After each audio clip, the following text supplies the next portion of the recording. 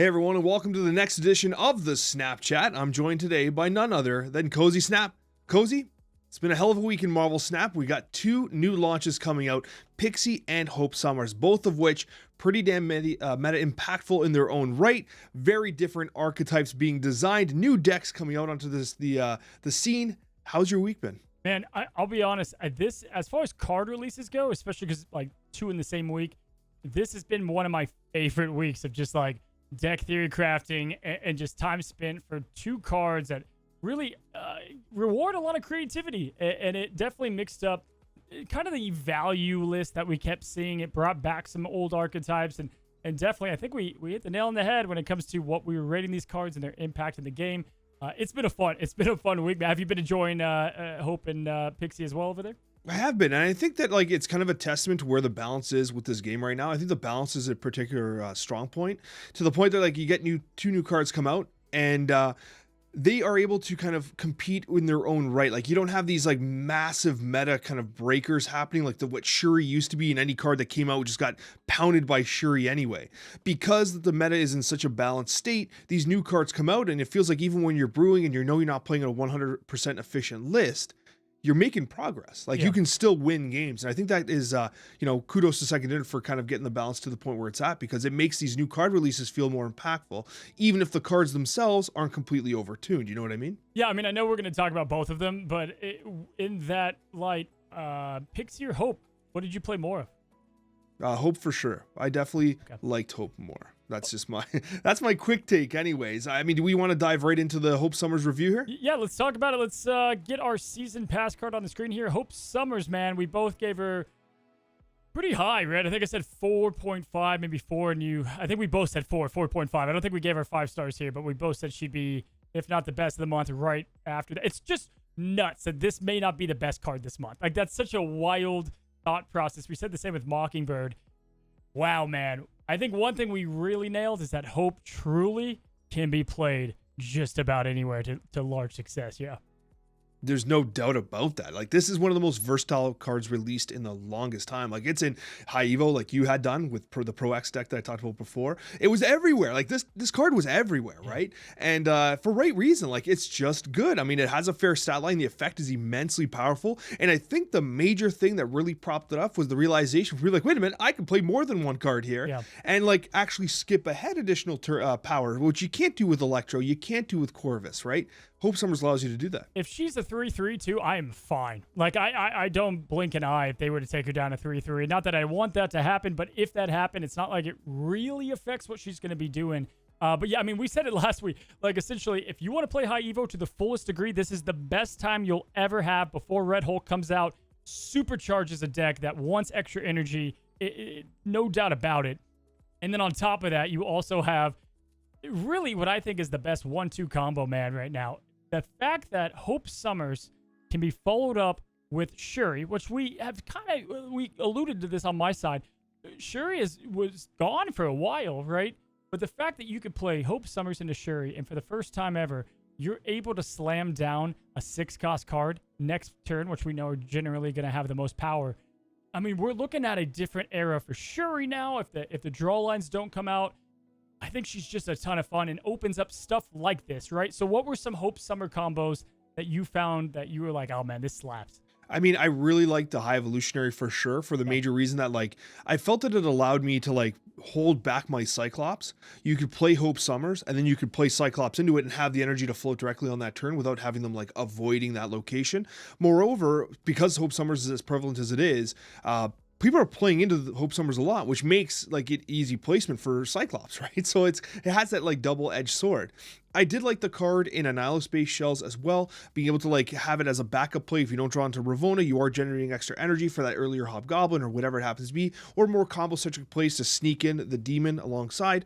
Although in my testing, I felt it was a little awkward at times because I'd want Hope Summers on like the left or center location because you still want a Galactus. And if you're playing your Green Gob and your Hobgob on Hope Summers, then she's just sitting there like, hey, what's up, guys? You can't play Galactus here. So I like leaving the right lane open for playing Sentry 3 on top of Hope Summers, Yeah. and then you can Annihilus, and then you can actually still play your Galactus. But notably, none of those lines would have required the extra energy. It allows you to get that demon out there in case you need the optionality of, do I play Galactus or do I continue playing down power? So I did like it. You're never going to complain about extra energy. It's funny, the 2 lists that I played first with Hope Summers was also with Pixie. I did not plan to play those 2 together, but the high Evo version, it's like I'm looking at a deck that does not give a rip if those cards are discounted, right? Like if Alliath and a Hulk are 6 costs, like so be it, you know what I mean? But if they aren't, that's when you could go over the top, things like Professor X.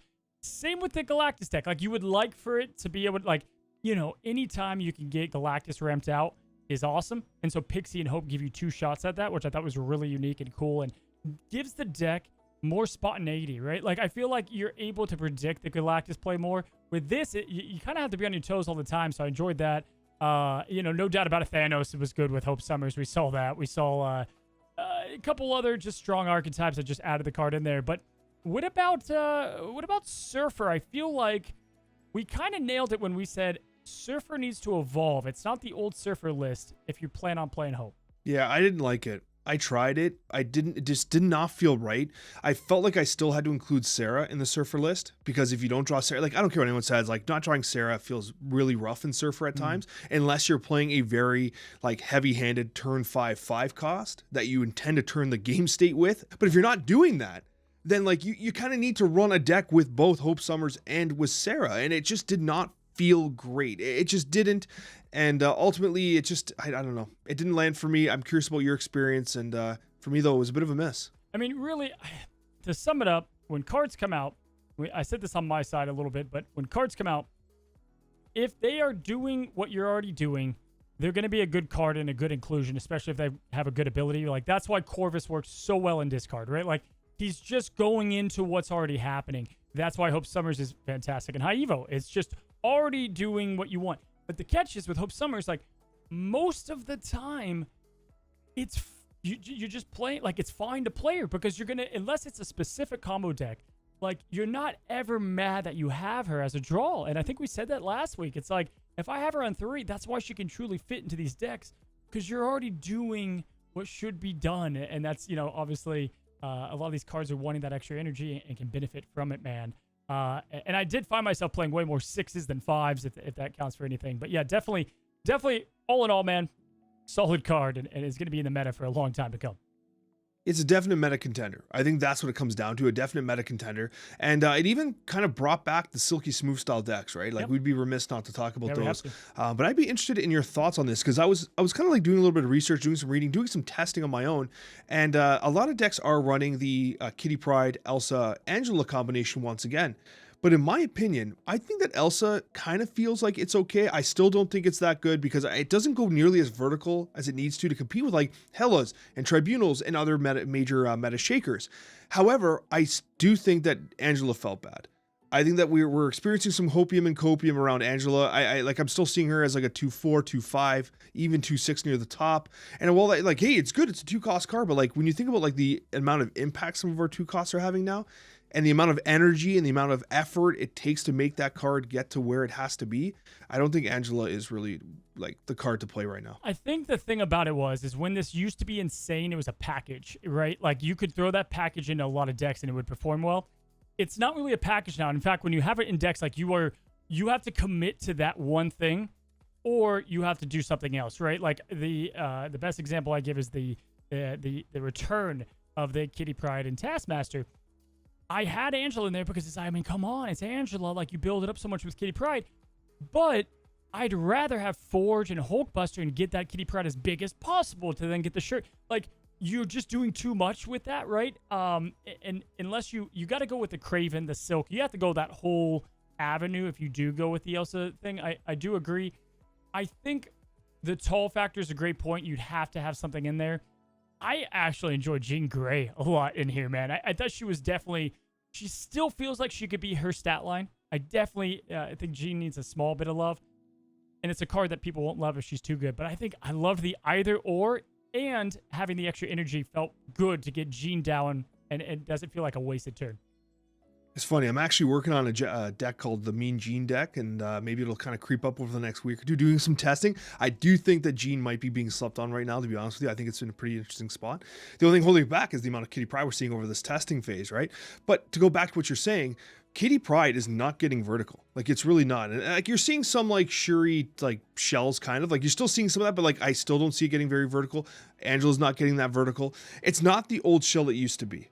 It's really not. And I think the win rates on that are starting to come down. The cube rates are starting to come down.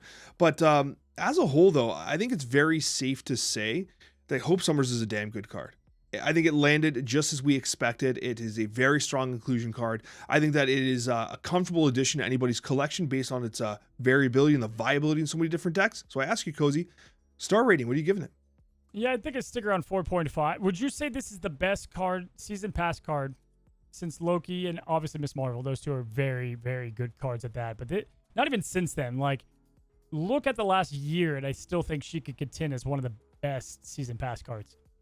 Yeah, and probably one of the most fair. Like, I don't think that she is completely ruining anything. Like, Loki, it was pretty... Within 2 days, we were like, wow, Loki's pretty crazy. Is this breaking the game? Oh, and then 3 days later, like, oh, Loki's breaking the game. You know what I mean? Yeah. Miss Marvel took 4 days to realize, like, oh, man, this card's going to be all over the place for a long time unless they do something about it. Hope Summers, it's just damn good. It's actually running a 37% meta share as of a kind of snapshot before recording. Yeah, it's insane, and a 56% win rate. So season passes were sold this month. Yeah, I don't doubt it, man. I don't doubt it. Very good card. Excited to see. I think we're just tapping into some of the deck design with her, too. And that takes us to Pixie. Now, Cozy, you and I were kind of all over the place with Pixie in terms of its potential power level and like what it was capable of doing. And I was cautiously optimistic. And that cautious optimism ended up being a straight up kick in the pants. I don't know about you, Cozy. I did not have as much fun with Pixie as I thought it was going to be. Oh, I love it. Honestly, dude. And you seem completely shocked, but like, I'm low on Pixie, man. I did not enjoy my time with Pixie, so I need you to kind of build me up a little bit. Yeah, I love this card, man. I had a blast with this card. I feel like the biggest problem is people were trying to make Pixie decks, and you don't need to make a Pixie deck. Pixie needs to be in the deck. Yeah, sometimes you're kind of forcing it in there, but it's just the ability to win, number one, and it's just a ton of fun. But man, there are cards. There's probably about 15 cards I've identified that if you have those at cheaper costs, you have yourself at such a big advantage, and you can get that out even on turn 3, and it still feels okay. There are a couple wonky things with the card swapping and the cost swapping, and like there's been some weird things there because a card can swap with its own cost. I think it's dumb but needed in a way. But man, I think she's a more fun negative, right? Because like negative is like Iron Man and Noel, and you already know what's gonna happen no matter what. Pixie, it's like you just don't know what you're gonna get. And I had her in these like high Evo builds because again, I'm fine if I don't get her. Okay, like if nothing happens with that, whatever. If I get my Nebula at 5, it is what it is. But if I were to get my Hulk at 2, or if I were to get She-Hulk discounted, it's just a different game. I've thoroughly enjoyed Pixie. I think she's good, man. I think she's a good card. I think she's like a 3-star. Man, I look into that sparkle in your eye, and I'm jealous, man.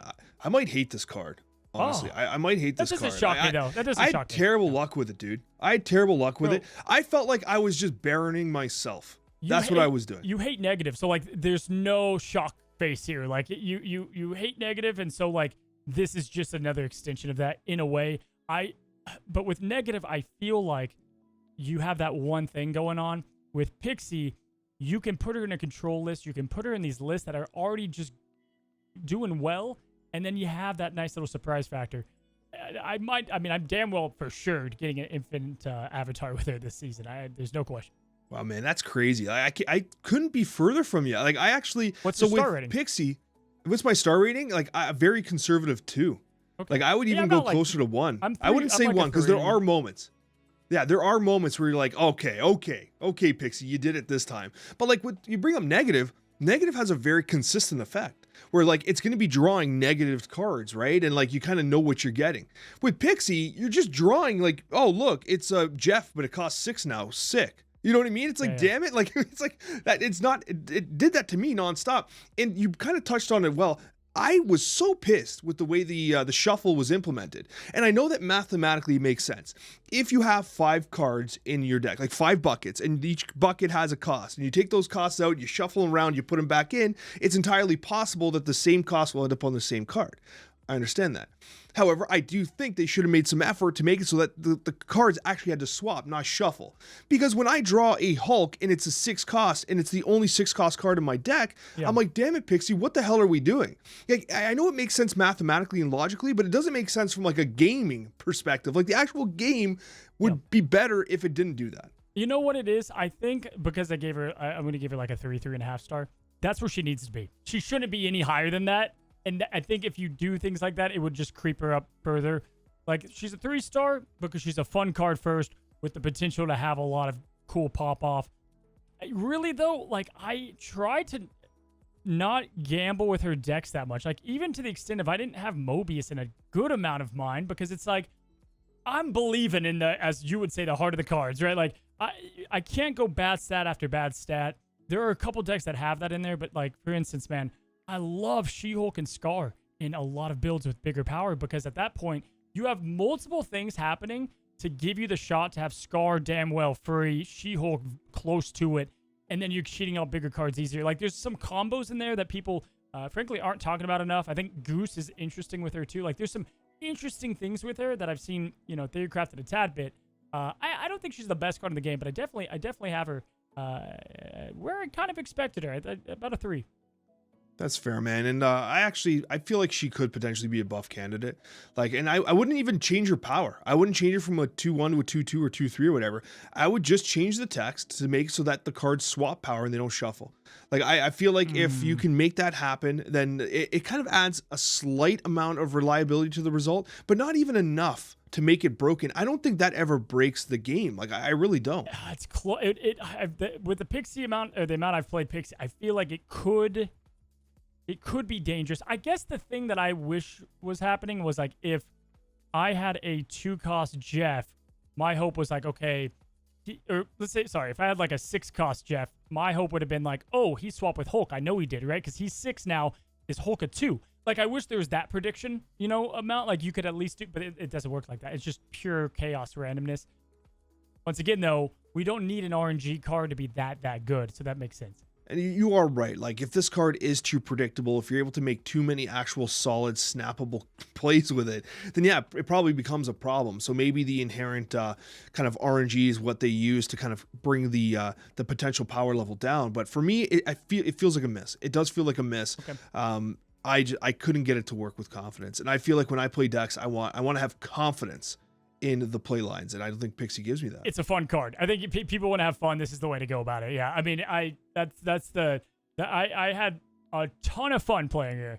Did I get like the most comp sweaty wins? No, probably not. But also, like, will I take this into a tournament in the future? You betcha, for fun. Like, for that, like, you can have the most sweaty #1 in ranked global. It doesn't matter if I got an 05 or a free Dr. Doom, it's over. You know, like, I don't know. I just think it's a fun thing to bring to tournaments as like a get out of jail free card if things go wrong. But which is how I played her in some decks, right? Like, I didn't always play her, but if I needed to swap things up, I did. So yeah, definitely fun. Look at this guy trying to have fun playing a card game. Like, when was the last time you heard that? What a guy. Bastard. And that brings us, Cozy, to our next conversation, which is a very important one. We're going to be discussing the monetization in Marvel Snap. Now, I want to frame this conversation as, like, we have some red flags that have come up over the past couple of weeks. And I think that's really important that as content creators, as, voices in the community, we do speak up towards these. At the same time, it's an opportunity for the community to provide some feedback as well. I want to preface this by saying that, like, we love this game. This is the best card game on the planet right now. And I want it to have the longevity that it deserves. I really sincerely do. And when I see some monetization changes happening that I think put, like, the game into a negative light, or potentially could have a negative impact on the longevity of the game, I feel like we have a responsibility to speak up about it, to provide some positive and constructive feedback as to, like, how these kind of policies can be changed or kind of modified in order to ensure that the game has the bright future that it deserves. So, Cozy, I have a couple things I want to kind of throw your way. Okay. First off, I'll be honest with you. On the release of the Shang-Chi bundle, that is $140 Canadian, $100 US, something came to mind. Now, right off the top, of course, you have the addition of the Spotlight keys in the bundle for the first time. Now, that I think we knew was coming for a while. But I have a question for you. Do you feel that that bundle could have been a gold bundle? God, dude, I didn't buy that bundle. Yeah, I mean, that bundle was not great. Like in my head, for sure. I mean, yeah, the way that I looked at it, and I didn't know this till I looked at the actual numbers, is there's been more gold bundles out this year to start the year than there were last year, which doesn't feel that way. I actually think it's kind of like, it's like, not that it's recency bias, right? But it's like kind of like I never get negative on tier and 4, whatever, because you forget about the games that you did get them. I feel like that's the case in that sense. But to talk about that, Alex, I got to just say in general, it's this beautiful dance, right? That Second Dinner has to do with like the community and with monetization, because you need that obviously to be able to have the game run, right? You can look at games like Legends of Runeterra that didn't quite have the backing, and it's fell to pieces a bit. But the problem is like a lot of that we're not getting, like we don't have a game mode, we haven't had features, and so like it's this kind of like solo dance right now, right? It's like we're getting a lot of these new monetization stuff, but there's not this other stuff that is like bringing the dance together, if you will. It's a terrible metaphor, but I hope you're kind of picking up what I'm putting down. There's been a bit too much on that side without other things. Now, you could say, okay, they put emotes and season passes, and that's great, and they've done the premium. Like, they've done some certain steps in that direction, which is fine and all. But ultimately, this was a mobile game created first as a mobile game. And if you've played other mobile games, this is no surprise to anybody. Like the $100 bundles, like welcome to the. I'm surprised there's not more calendars and seasons and things that you can do. However, I just don't think of Snap as a mobile game all the time. So it comes off really bad too in a lot of ways. That is absolutely 100% the case. Yeah. Like, I understand that Marvel Snap is a mobile game, but this is the best card game on the planet, and it needs to be better than just another mobile game. It's that simple. It needs to be better than that, because it is better than that. This isn't just some random AFK whatever style game you put on your phone and they just pop up ad nonstop. Like, that's not what this is. This is a game with like decades of life that I intend to play until I'm like retiring from my day job and retiring from this job, whatever it happens to be. I want to play this game for decades in the future.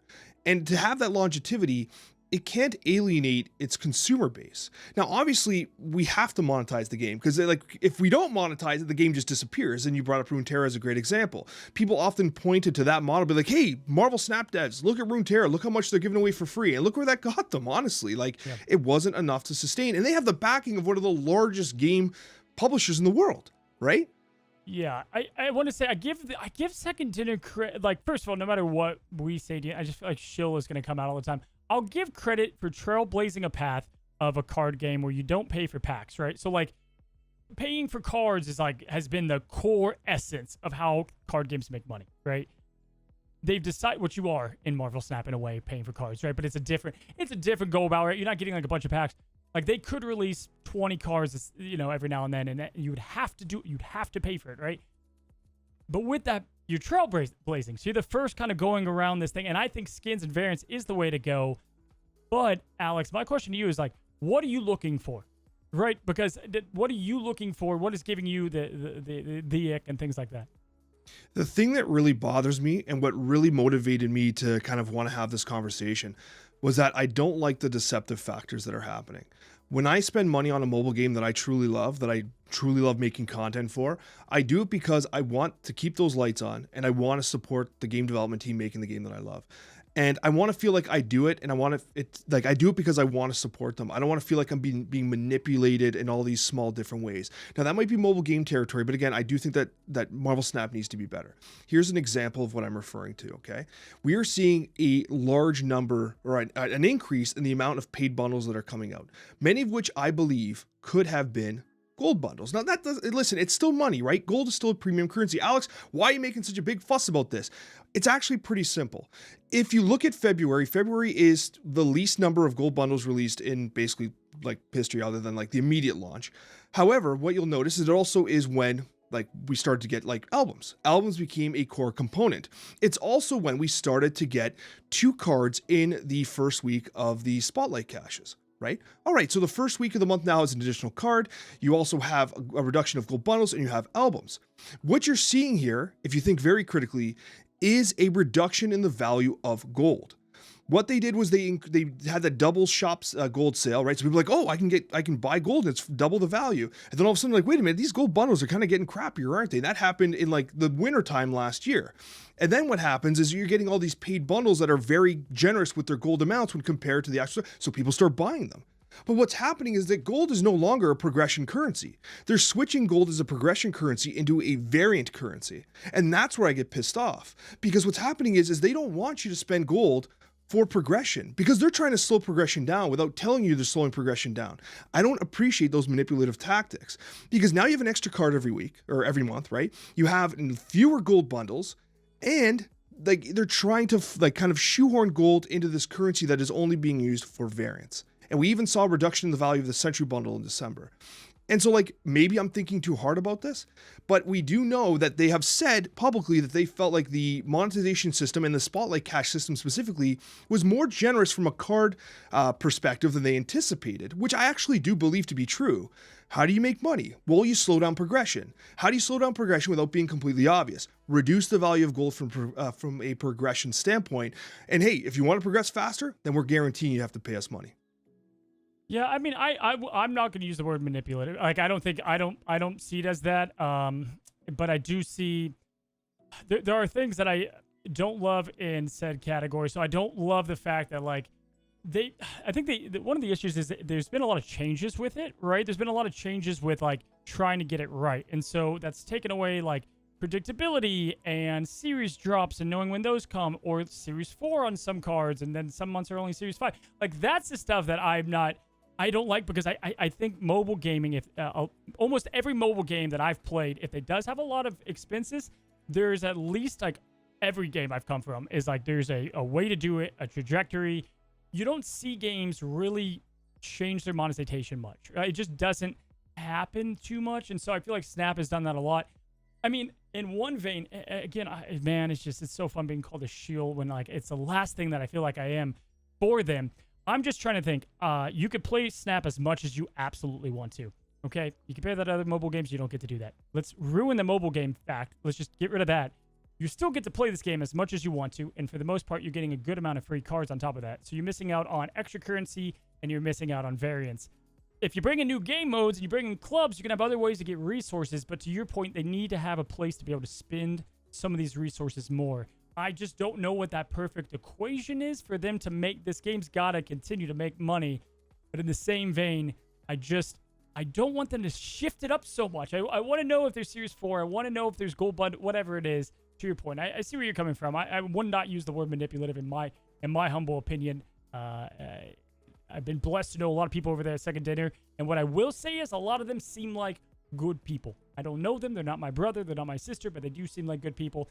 I don't know who does the profit side of it, but all I know is that guy's probably not hired to be people's friends, you know? No, absolutely. And I agree 100%. My interactions with Second Dinner and the people that work there have been immensely positive. These are people that love their game, that want to develop the best possible game in the world. And like, yeah, the people that are making this game, they're not the ones like, okay, how can we rip as many dollars out of the people's pocket? Like, that is not what the graphics artists are doing. That's not what Glenn's doing. Like, Glenn doesn't care. He probably has no idea what's going on that side of the equation, right? They're probably like a set team. And to your point, though, we also don't know what pressure Second Dinner's on. Like, I'm seeing a wild increase in the amount of monetization kind of efforts on Second Dinner's part in the shop. However, we know that Newverse is dropping them. Perhaps they need to generate additional funds to keep the lights on, or to kind of get other publishing or more funding. Like, we don't see the business side, so I do want to give them the benefit of the doubt for sure, Cozy. I mean, coming from sales back in the day, I can tell you this. It's like, if you had an awesome quarter, the worst thing about that is the next year you're screwed, because every single business has looked year after year, right? So they're looking at January last year, and I can tell you, no doubt they made more money last year in Q1, like this first part. There's no doubt about it, right? Because there's a newer game. So like, you're having to explain to whoever, which most of the time it's investors, that they just don't give a rip why. Number going down means I'm more mad, right? Like, that is essentially what that's all about. So like that, but at the bottom, I don't give I don't care about the business side. It's like, I want this game is so much fun. I usually don't have as much complaints as other people because I just have fun with the game. That's what I'm enjoying. But I don't want my fun to ever be like, I need to spend money to have fun. And I don't feel like I'm there yet. I don't feel like the people I talk to are there yet. However, there needs to be some shifts towards that, and towards creating a bit more of an open field of it, in my opinion. And the thing I would like to see the most, I'll be honest, the newer players, like catch-up mechanics and offering cards when they come in, and like a Thor being like $100, it's just silly to me. Like, I would do like a $4 deal where you get the Avengers and you get Thor and Spider-Man and all of them together. Like, that's gonna, like, that person is gonna play more, and in fact just probably spin more if you're looking at it in that route, instead of these like kind of weird things I've been seeing creep up, like $100, whatever that might be, or whatever.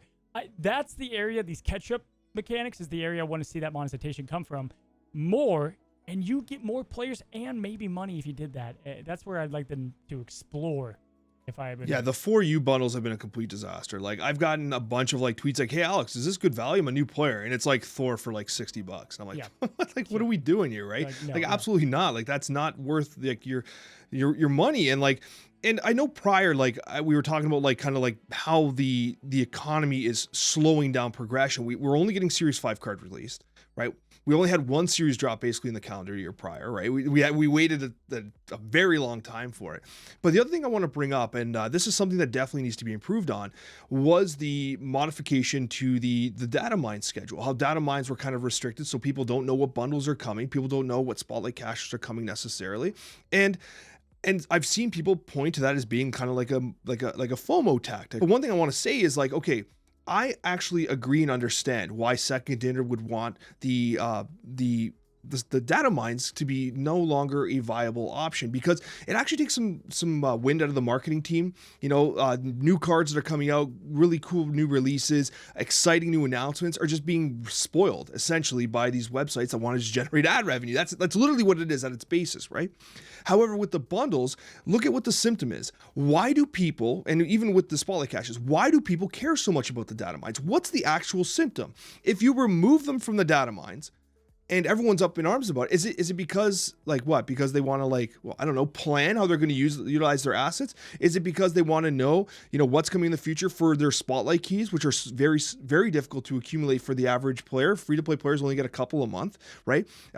If you take a look at that and say, okay, what if, do we really lose out on saying, okay, hey, it's March, guys. Here's what the bundle schedule is, subject to change, right? Subject to change, but here's a rough idea of what's going on. Here is the spotlight cache schedule for March, subject to change, but here's what's going on. They actually do that on Discord with the spotlight caches, but not with bundles. Fix the symptom. Fix the symptom. Don't worry. Who cares about data mines? Make it official. Provide that data up front, even if you have to modify it a little bit. I don't think it's crazy when you're putting up $100 bundles to give people a little bit of a leeway, a little bit of a heads up for it. And I think you'll actually make more sales that way. Yeah. I mean, it's not that I don't. Yeah, I mean, I agree. I don't think they ever will, though. I just don't think they ever will, because there's a lot of games in the past that I come from where it's like they don't even want to show a potential. Like, there's not a ton of. There's some games do roadmaps, others don't. And the reason they don't do roadmaps is because there'll be things that are 99% done, and Marvel puts a kibosh on it, or they decide to scrap the feature, right, or whatever. I feel like it is terrible. The bundle will only get worse. They're not ever going to make a bundle. Maybe they will. I think there's a couple examples, but they rarely make a bundle better. My guess is, guys, I don't know how this works, but my guess is they pop all these into the game, right? And then once they get in the month for the month, they're like, okay, how did we do this month? How did we do last month? Do we need to raise anything? Do we need to lower anything? Do we need to make up ground? Like, that's what I'm probably guessing happens with it. You know what? I just don't know the numbers. I just don't know if they're making, like, are they making 500% value? They kicking ass here, and they're robbing us, right? I feel like if I really felt like, if, for instance, if there was like 3 or 4 weeks in a row, or even a couple, where like a bundle came out and Glenn Jones buffed a card that week that's in that bundle. Like, we haven't seen anything like that, right? Like, there's some pretty obvious, which honestly would probably be a very easy, smart way for them to make money if they wanted to go that route. I think we've seen it a couple times, but it's more rare, if you will. There's so many schematics around it. I just know that they can make it feel better, and that's kind of like what I have on it. They can make it feel better, and I hope they can approach that and find this balance of catch-up mechanic, releasing more cards to keep the competitive people happy, and maintaining the fun game without it being bogged down with a $. You know what? You are absolutely correct. And like, even from a perspective of like releasing season pass cards, like the last several months, we just talked about on your side about like how like they've been fair cards. Like Scar isn't going to completely break. If they wanted to really make money on that season pass, you just release a broken ass season pass. Like that is like grade school supply and demand, right? Like they would just do it, but they've clearly not done that, right? They've clearly not done that. But ultimately, I just feel like the monetization system needs a little bit of tweaking. I really do think it needs to get there. It needs to be considered with like a very like hard look. Like, okay, guys, what are we doing here? Because you want your players. The ideal monetization system is one where the players feel like they have agency over their purchases. They feel like they're supporting a game they love, and they're having fun, and they feel rewarding when they make those purchases. It's either that or what's happening now, which we kind of feel like sheep being milked. Which it kind of feels that way sometimes, right? Like, let's be honest, it feels that way. And I don't think that's the right way. However, it's also worth noting that like free-to-play players, right? I think it's fair to have tempered expectations as to what progression looks like. Because Cozy's right, like you can play this game for free ad nauseum. You can play you can play nonstop until you can't look at your screen anymore. It doesn't have energy systems like a lot of other games do in the mobile space. It definitely does not do that. However, I do think there is a middle ground. There's definitely a middle ground where I think this monetization can be smoothed out a little bit. I think that gold should be utilized as as a valuable currency. And I don't think, I take issue with the idea that so many paid bundles had come out where gold was a premium commodity within it, just to have gold being devalued by not even releasing a gold bundle, like proper gold bundles in February. And we haven't seen a gold bundle in March yet. Like the use of gold, if it's just for variance, I don't want it then, man. Like I just don't want it. And we went for a year and a half with gold, the expectation of the utilization of gold being for progression and like and as like a large kind of purchase for bundles. Like those bundles were often very heavy with progression, tokens, credits, right? If you think about what the original Apocalypse bundle was. And now those bundles are being replaced with just $140 Canadian bundles, $100 American bundles. So I just think that ultimately, I love this game. I want this game to have, the brightest future possible. Like honestly, I do. I love it. I love this game. I can't say that enough. But when I see the monetization system doing what it's doing, and I just feel like we have an obligation to at least have a discussion, a meaningful, constructive discussion about it. Because ultimately, like this is a game we love. We want it to be the best it can be. And if someone at Secondary says, you know what, they bring up a couple good points. Let's be a little more clear with what our expectations are moving forward with like the scheduling or whatever. If they can give us a little more information, if they can give us a schedule or at least kind of like an indication of like gold bundles coming up potentially, or I'm all for it. That's all I'm saying. Yeah, I think they've got talented people over there. They need to just add it to their like whether it be like daily, weekly, monthly execution, right? Of like, hey, X person in charge of marketing, make sure we get out the the spotlights in advance or whatever it is. I think it's just like a step implementation and not too hard to create. But yeah, important conversation to have, man. Definitely glad we had it, and looking forward to kind of what happens over the next few months, especially as we lead into clans, game modes, how they monetize stuff like that, but make it ultimately feel like the snap that we've all kind of come to. And guys, that takes us to the end of the Snapchat. We appreciate every single one of you, your viewership, your understanding, your comments, your support. But most importantly, we'll see you on that next Snapchat episode.